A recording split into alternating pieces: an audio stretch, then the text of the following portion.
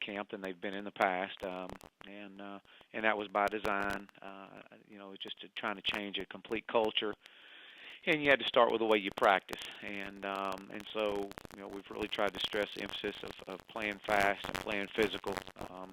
And so, again, we've had more live practices and hit more than we've done, they've done in a long time. And so, I feel like that's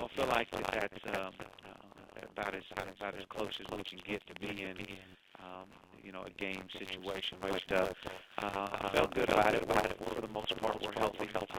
Excited about just seeing the guys play. And until you get to your first game under your belt, you really don't, especially being a first-year head coach here. You really don't have an idea of where you really are until you get this first one underneath you. We'll take questions from Coach Mars. Please star one on your telephone to join the queue. The operator will introduce you. And we'll take our first question from John Warner from Waco Tribune Herald. Please go ahead. Hey, Coach, how you doing today? Well, I'm doing well. What kind of challenge is this facing the number 4 team in the nation, your first game as coach? Well, it's a huge challenge, and a challenge that we're excited about. A challenge that there'll be a lot of energy in the stadium, and a great gauge of where this program is. And so we're really excited about it. Excited about the opportunity to play, such a well-respected opponent. And obviously, Art and I go way back, and what he's done at Baylor and for that university and for that community has been unbelievable. And so, it's going to be a fun night, but it's a night that we gotta be on our we gotta play extremely well, and to even have an opportunity just to be a part of the game. I guess there's many things that concern you. Can you name a couple? Yeah, well, where it starts is speed. Obviously, just the speed of when you start looking at the overall team speed. I mean, I think we've played against some very quality opponents over the last several years at Clemson, and I think Baylor would rank right up there to the top of them as far as overall team speed. And so speed concerns me. Obviously, they've been in the system and been in the program for many years underneath Coach Prowse, and so the other concern is this is our first go-around together.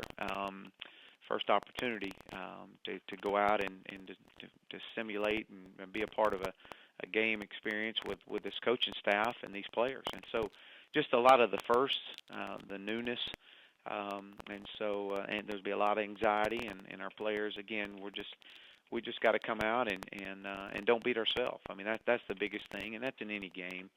But I would say that and exactly what the expectations are when we step on that practice field. And we say it every day, practice is the most important part of this plan.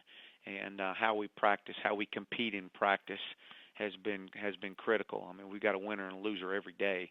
And I want these guys to understand that this is a physical sport, and it's a tough sport, and it's meant to be played by tough people.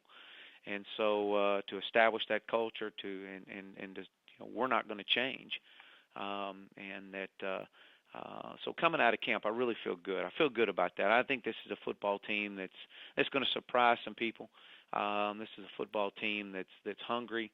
That they understand that this is a critical point in time in the history of SMU football is right now.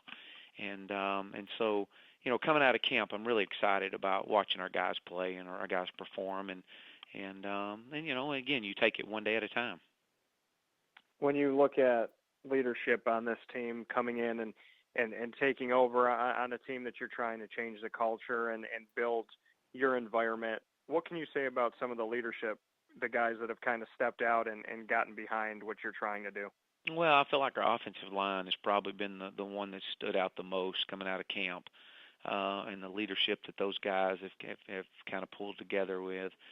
Matt Davis, obviously our starting quarterback, has provided great leadership, and you're starting a lot of young guys. There's going to be a lot of young guys that are going to be playing, and then on the defense side of the ball, I mean, you got Shaq Randolph. I mean, he's been a been a quality leader for us, Zach Woods, Andy McClanahan, Mason Gentry, and those guys, Justin Lawler. I mean, so again, that's the leadership is starting with our seniors and really stressing the influence that those guys have and the impact those guys have on the development of our younger players.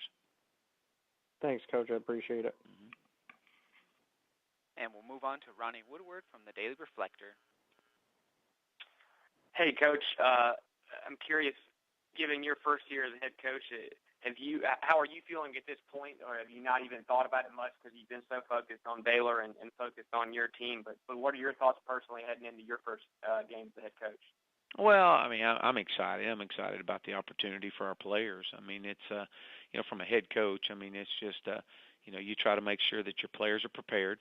You try to make sure they're prepared for every situation. So as all the coaches in our conference and across the country, I mean, you can only do so much, and you've practiced it, you've scripted it, you've planned for it, and at some point in time they got to go play. And so as a coach, as a head coach, that's all I can ask of our staff is to make sure our guys are prepared, and they inevitably have to go execute the plan.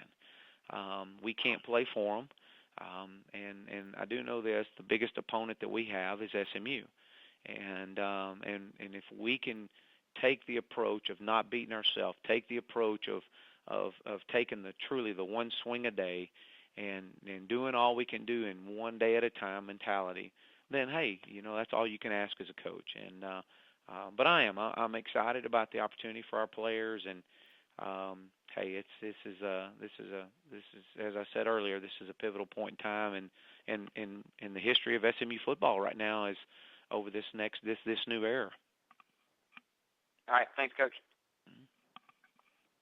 And next we'll move on to Shannon Green from the Orlando Sentinel. Please go ahead.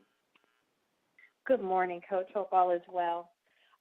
I was wondering, with you guys taking on such a big game against Baylor, is there any sense that you get being in the AAC that you guys want to perform well for the performance of the conference? Well, I think the biggest thing, obviously, we know. I mean, our conference is full of turnaround programs. I mean, you just look at the history of our conference, and just a couple of short years ago, I mean, a member of our conference played Baylor in the Fiesta Bowl. I mean, Central Florida played them and won. And so, anytime you step out in a national televised audience against a great opponent in such Baylor, you want to perform well. You want to play well. You want to represent SMU. You want to represent your university and our conference. But again, when it all boils down, when it kicks off at 6:02 on Friday night, it's about the guys on that sidelines and those coaches in that press box and those families in those stands. That's what it's about. You play the game because of the hard work you put in, and you play the game because it's fun. And these kids grew up playing the game of football and started playing the game of football at a young age because the game was fun. And but make no mistake, now the fun is in the winning. And so we our guys are going to go perform, and again, we're excited to represent our conference on national television, and we're going to give our absolute best, and excited about it. And hey, we're going to go play. All right, thanks, Coach. Good luck. Mm-hmm. Coach, we thank you so much for your time today. We look forward to talking to you again next Monday. Thank you very much. Okay, that is Coach Chad Morris from SMU. Again, the Mustangs open against Baylor Friday, 7 p.m. Eastern Time on ESPN. Moving on now to UConn and head coach Bob Diaco. The Huskies open